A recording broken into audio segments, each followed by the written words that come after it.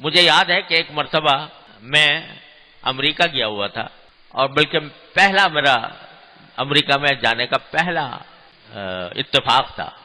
تو وہاں امریکہ میں جب آدمی پہلی بار پہنچتا ہے نا، تو وہاں اس کا نظام زندگی بالکل الٹ ہو جاتا ہے. دن میں نیند آتی ہے اور رات کو نیند نہیں آتی، کیونکہ وہ جو دن ہمارے یہاں سے جو دن ہوتا ہے وہاں رات ہوتی ہے، جو یہاں رات ہوتی ہے وہاں دن ہوتا ہے. تو ہم جب سب سے پہلے دن میں وہاں پہنچا تو دن کا وقت تھا اور نیند کا شدید غلبہ. تو دوپہر کو کھانا کھانے کے بعد میں لیٹ گیا قیلولے کے لیے. اب وہ ہمارے حساب سے تو رات تھی.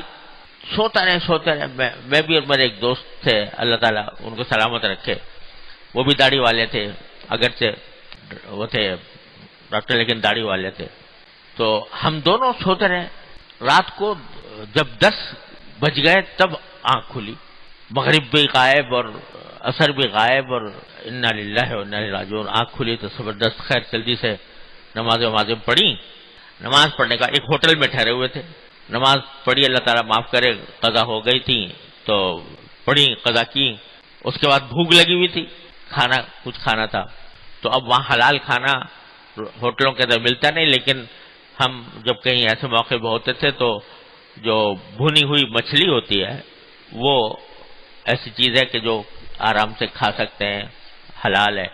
تو سوچا کہ جا کے مچھلی اوپر سے لے لیں گے.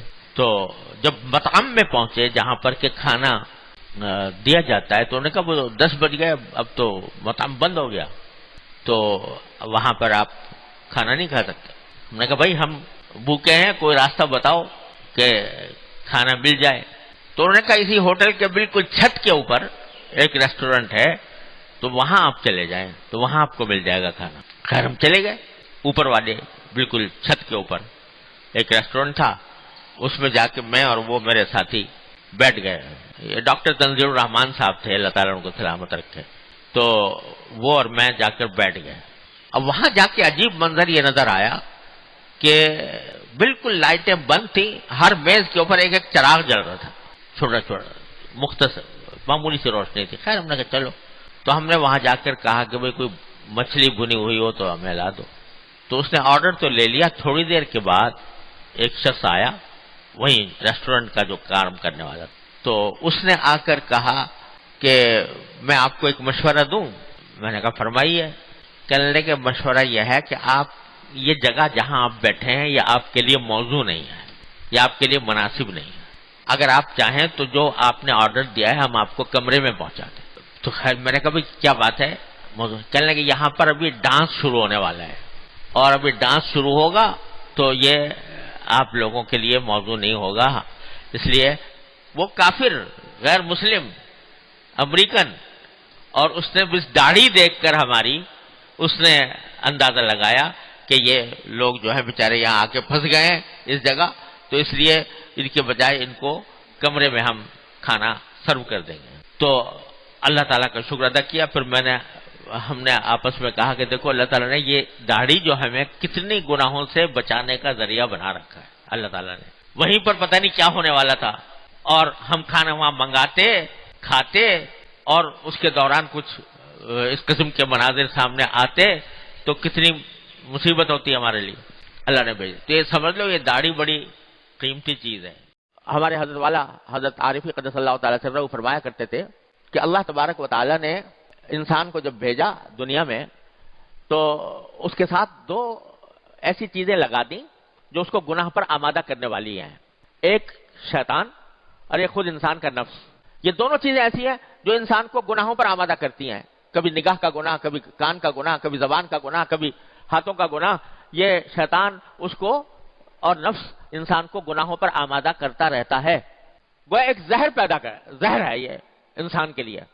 جو شیطان بھی زہر اور انسان نفس کی خواہشات بھی زہر، جو اس کو ہلاکت کی طرف، تباہی کی طرف، اللہ تعالیٰ کی ناراضی کی طرف لے جانے والی ہیں.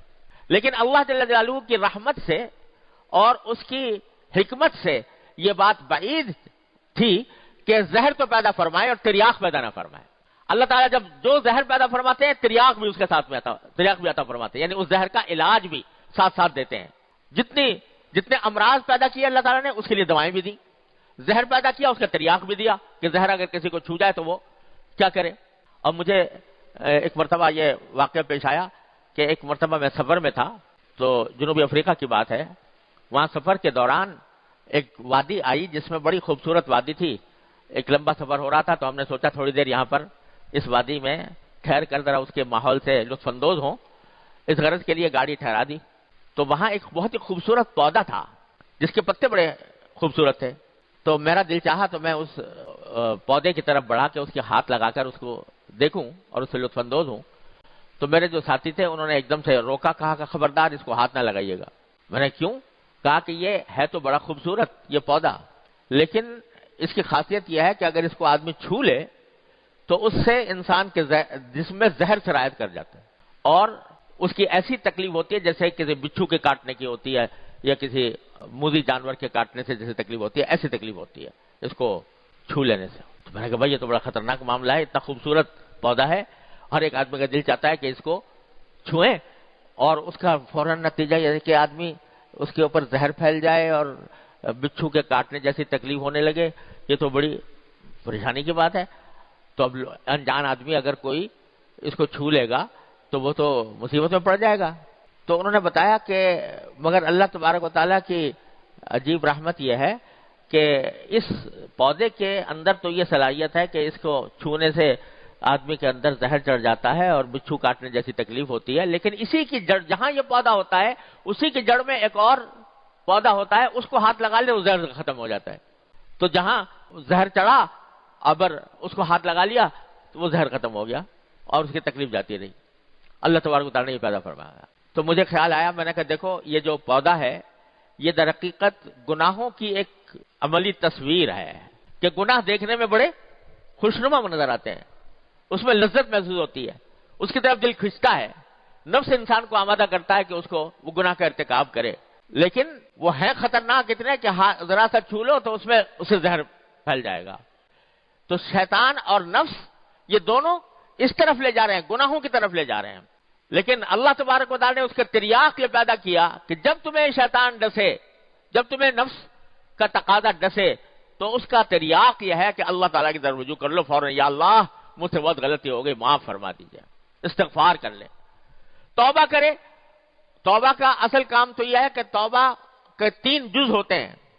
ایک یہ کہ اس کام کو جس سے توبہ کر رہا ہے فوراً چھوڑ دے، دوسرا یہ کہ اس کے اوپر ندامت ہو، شرمندگی ہو کہ میں نے یہ گناہ کا کام کیا، میں نے غلط کام کیا، اور اللہ تعالیٰ سے اس کے سامنے اس ندامت کا اظہار کرے کہ یا اللہ میں پھنس گیا، میں بہک گیا، یا اللہ مجھ سے غلطی ہو گئی، یا اللہ میں پھنس گیا، اپنے نفس اور شیطان کے دام میں پھنس گیا، اس پر ندامت کا اظہار کرے، فوراً چھوڑ دے، اور آئندہ کے لیے عزم کر لے کہ آئندہ اس کے قریب نہیں جاؤں گا، تو توبہ کامل ہوتی ہے۔